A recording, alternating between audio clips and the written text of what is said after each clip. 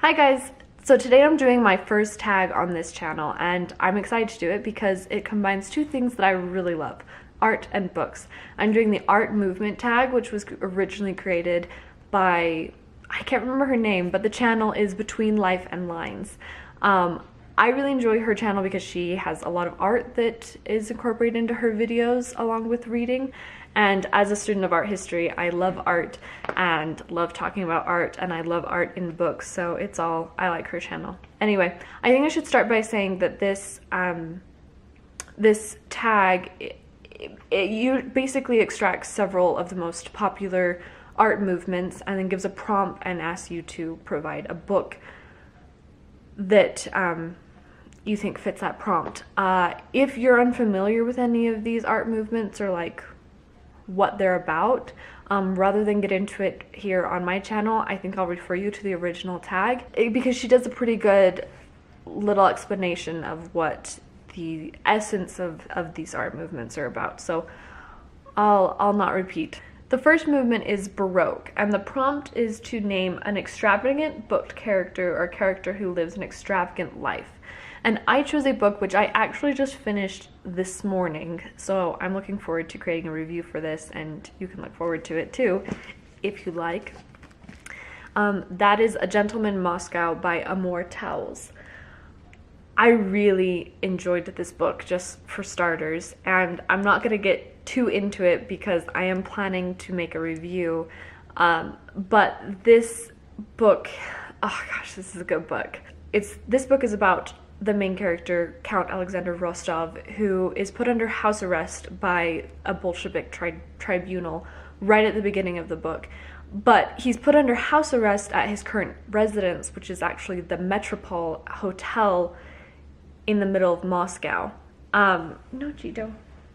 So this former aristocrat is put under house arrest at the most extravagant hotel at the time in Moscow. The Count is sentenced to the rest of his life in this hotel, but Amor does an amazing job of just writing this atmospheric experience where you don't feel confined by the walls of this hotel because it is just so, such an iconic representation of this old golden age that is gone, with beautiful restaurants and beautiful grand ballrooms and decadent restaurants and things like that. So this is both a book about an extravagant hotel and a classy character, but set within a changing world that is no longer really appreciating the characteristics of this man so much anymore. Stay tuned for a review at a future date. If you don't want to miss it, then subscribe. The next movement is Impressionism, and the prompt is to pick a book that left an impression on you and share why. So for this one, I was not sure exactly what to choose because I think a lot of books have left an impression on me, but I want to choose one that has sort of had time to prove that its effect, and so I chose Lean In by Sheryl Sandberg. This is a book that I read about 2 years ago, and essentially what it's about is Sheryl Sandberg is the CFO, I believe, of Facebook. I think she still is, but at the time of this book she was. And this book is about her experience working in the business world and her experience very high up in the business world where there aren't a lot of women, and her advice to women and in the workplace and with their career goals. One of the reasons that I feel like this book influenced me was in part when I read it. I read it 2 years ago at a time when I was really lucky to have landed a very great internship in New York City. I applied on a whim, since it's actually relevant to like the art movement book tag. If you're watching this, maybe you care about arts. My internship was actually at the Metropolitan Museum of Art, and I applied on a whim and felt like I couldn't even comprehend that I was lucky enough to get the opportunity to have this internship. They accept about 3% of their applicants, and I had an opportunity to spend a semester working at the museum. And so surrounded by so many women, really mostly women, all women in my department, who just had a plethora of degrees, and I felt like I had this opportunity that maybe someone had noticed more potential in me than I had even realized I had, and was sort of re-examining what I wanted to do with my future. And so reading this in that moment sort of made me recontextualize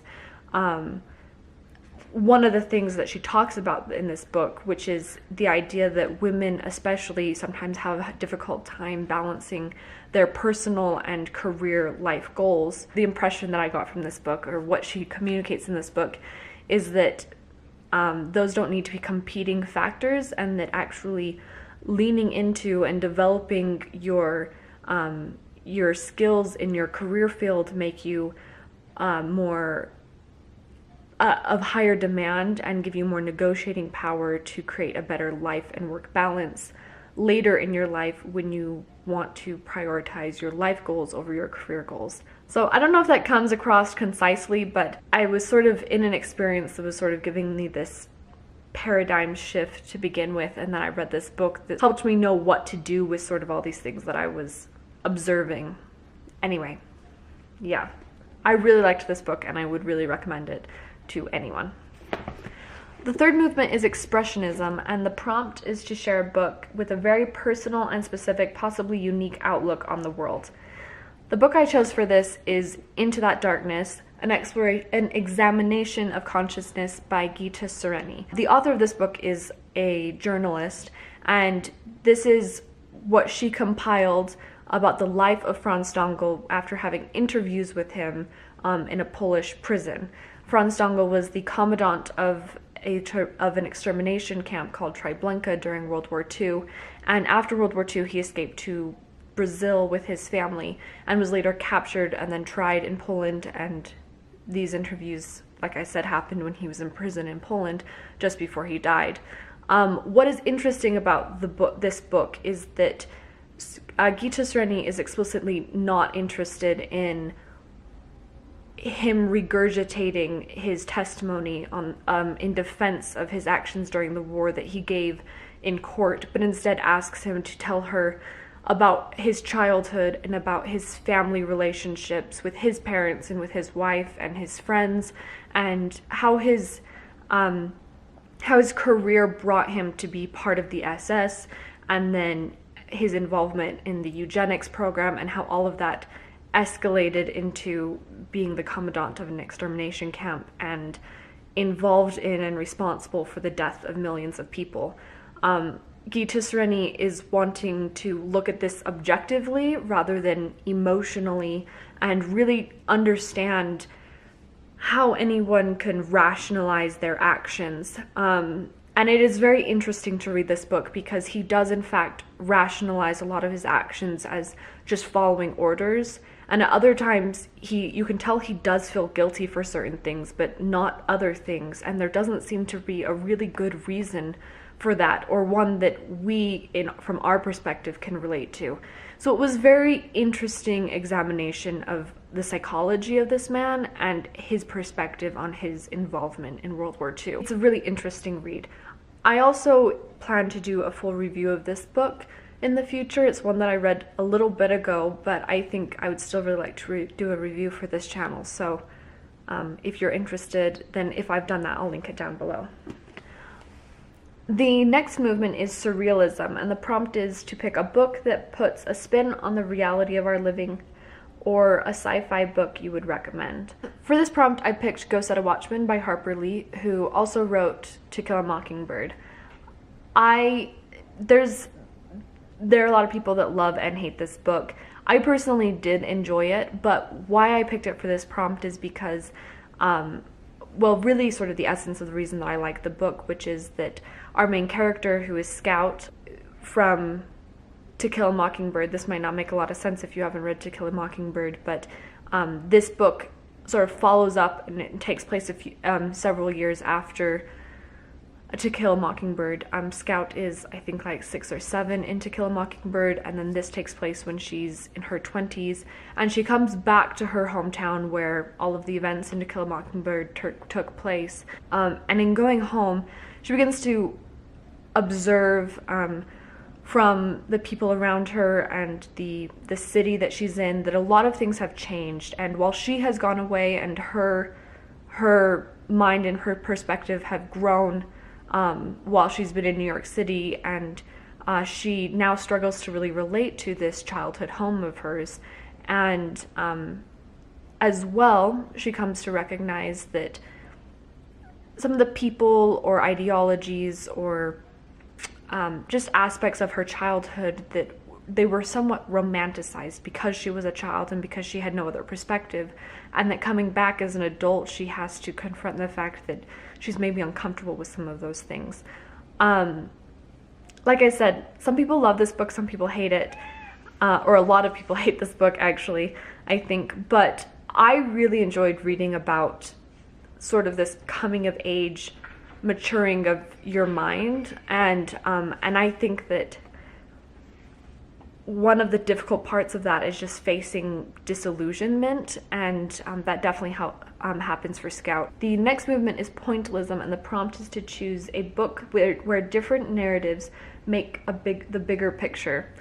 I think there are a lot of books that would fit this, but since most of the ones that I'm sharing are ones that I've read this year, I'm going to pick a book that I read this year, which is Little Fires Everywhere. This book is primarily about an artist and her daughter, and they move to a new town, and their landlady, who they rent from, and her family. There are a lot of perspectives that emerge between these two women and their children, and each perspective plays a part. Each person sort of has a narrative in the story. You also get some flashbacks to the past that kind of piece the whole picture together. A lot of paralleling and sort of shadowing of storylines that I think comes together in a maybe not quite organic but an interesting way. And I did enjoy it. It was a very slow book, but it certainly had all of these perspectives converging.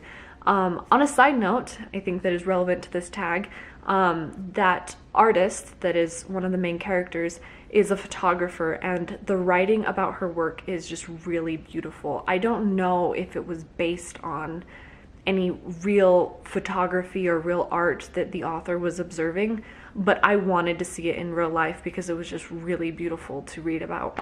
The sixth movement is pop art, and the prompt is to choose a book that criticizes consumerism in some way or makes you look critically at current times. So I chose The Handmaid's Tale by Margaret Atwood. This has nothing to do with consumerism and is maybe not obviously relevant to criticizing current times. It's a fairly popular book, so I'm assuming that that you might be familiar with it. There's a Hulu series as well. It's about a very depressing future dystopian world where specifically women's rights are really limited. Not only women's rights, but women are very categorized into their functions, and there are very few women who still have the ability to have children, and so those who do are really maintained, like they're sorted and kept away separate and used for the function of repopulation. And it's really kind of a horrifying book, but it was also very, very interesting. And one of the reasons I think it applies to this, maybe thinking critical about our times, is that Margaret Atwood has said about this book that she didn't make up any of the aspects of it.